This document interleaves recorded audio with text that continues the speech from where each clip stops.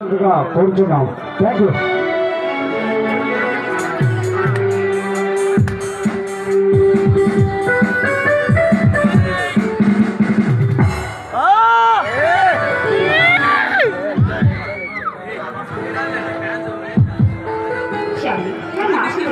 Hello లాంగూరి ధర్మ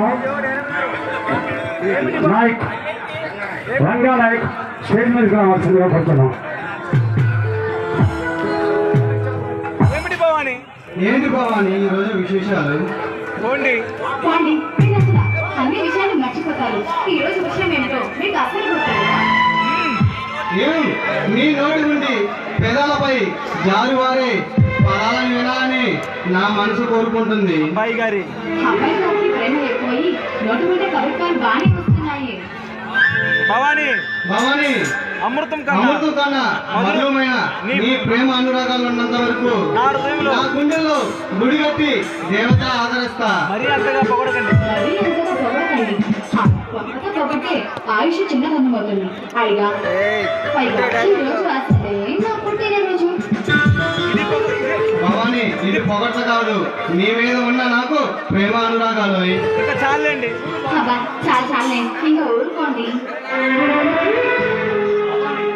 భవాని నిన్ను నా నుండి దూరం చేసే శక్తి ఎవరికి లేదు. మరి ఇద్దరిని విడదీయడం ఆ భగవంతుడి తప్ప నాకు ఎవరికి సాధ్యం కాదు. అయ్యో నాది మంట మాటలు పడి మర్చిపోయాను. మీరు ఇలా కూర్చోండి, నేను వెళ్ళి కాఫీ తీసుకొస్తాను. శ్రీమతి గారు ఇది కాఫీతో తీరే తాపం కాదు. ఏమిటండి మోటు సరసం? అందరూ మనల్ని చూస్తున్నారు. కొత్తగా పెళ్ళైన దంపతులు ఒక ముచ్చట తీర్చుకోవడంలో తప్పే ఉంది. నన్ను అర్థం చేసుకోవాలి. అర్థం చేసుకోవాలి. ఆ ముద్దు ముచ్చడానికి సమయం వేళ కాల సమయం సందర్భం ఇదే అంటారా? శ్రీమతి గారు మీరు అలా బుద్ధిమంతులా కూర్చున్నారంటే నేను వెళ్ళి కాఫీ తీసుకుంటాను. శ్రీమతి గారు ఇది కాఫీతో తీరే తాపం కాదు. మరి దేంతో అమృతాన్ని కురిపించే తీయని ముద్దు కల్పించే కవ్విలో. ఆగండి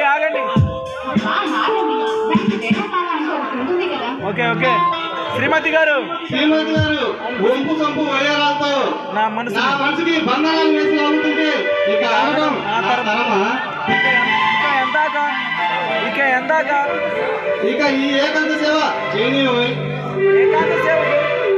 ఏకాంత సేవకై ఏకాంత సేవకి సమయం సందర్భం ఇది కాదు శ్రీవారు.